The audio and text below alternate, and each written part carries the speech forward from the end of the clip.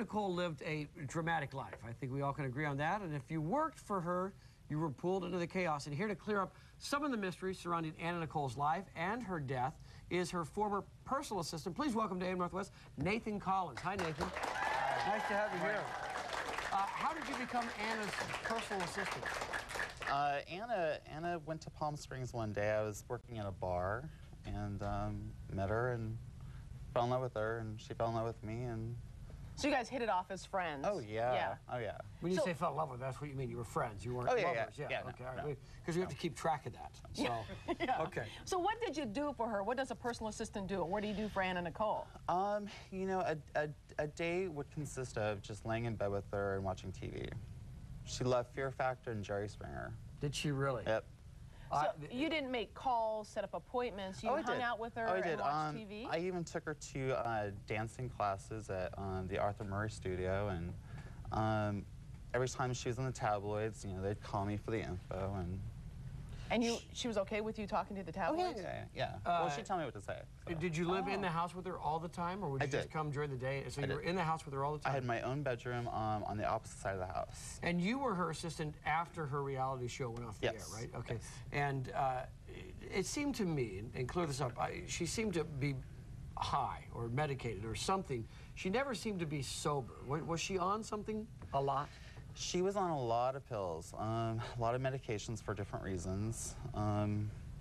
Yeah, most of the time she was. She took about 40 pills a day. 40 pills a day? And what kind of pills are we talking about? Everything from Soma, Vicodin, Topamax, Xanax.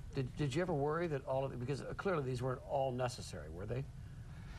I didn't pry into her medical history. Well, did you ever worry when she's popping all these pills that, gosh, this could end badly? Well, I've lived in LA since 1990. I've seen a lot worse.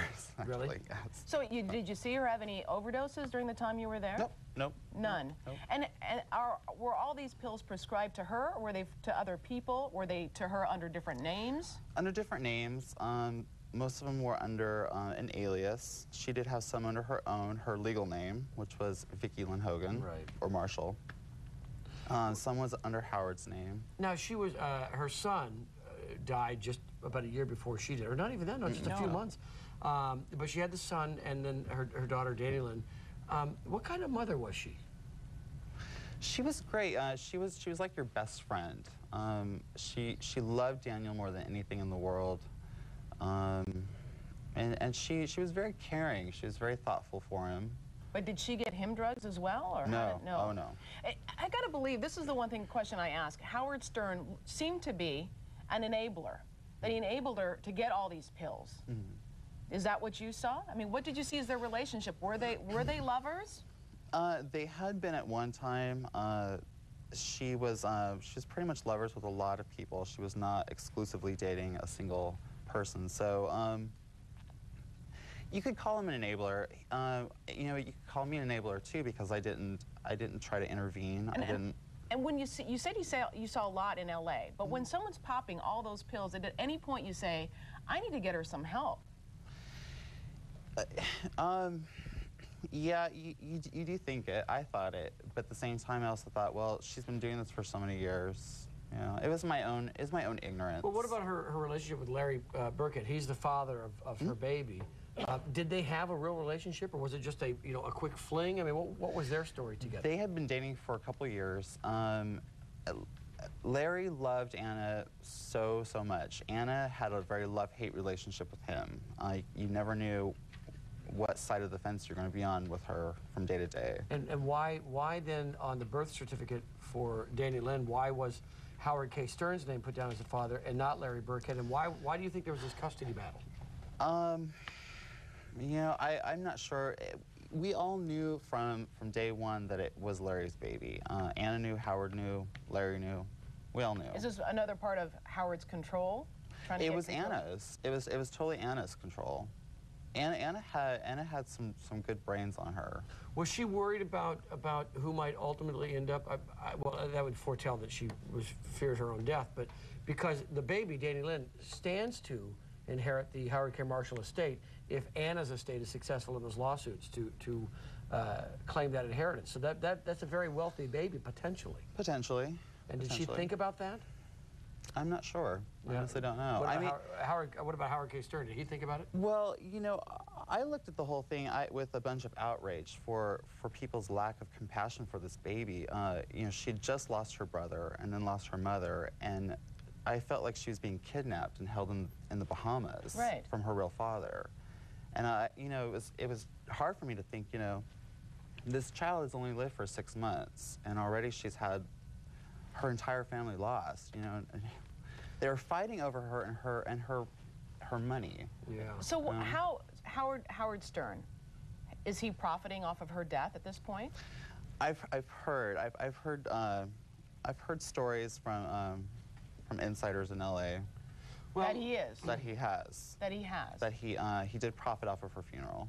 By selling the rights? Yes. Let's okay, so that's just all questions we've had bubbling up for a long time. On a day when she wasn't making appearances on television or out and about, just staying at home, laying in bed watching TV, what was life like for Anna Nicole? What was she like just laying around the house with nothing to do that day? She was fun. She was funny. She loved grapefruit, and she would, you know, she'd watch horror movies, and she'd joke around with you, and she'd play with your hair, or, you know, she was just a really kind, funny person. And did she have hobbies? Did she like to cook? She was a great painter. In fact, her whole house was filled with these paintings that she did, and I was actually really impressed by a lot of them. And while being her personal assistant, I would appear at benefits on her behalf, and she would always auction off one of her paintings for charities. And you know, they got good response. People were always amazed that, you know, a centerfold could turn into a Picasso. What was it like for you when you heard that she had died? You know, I've had a really hard year already. I've lost 8 people in my life in the last year and a half. And just a month before Anna died, I just lost my grandfather. So, you know, I'd gone through the slew of losing people. So I think by the time Anna died, I was numb. I was really, really numb. So I mourned a little bit, but I think the whole paternity battle just outraged me the most. Right. It was just like, end this. You know, it's like that war in Iraq, just get it over with. Right. So. Nate, thank you very much for talking with us today. Thank you. We really appreciate it. Thank you. Anna Nicole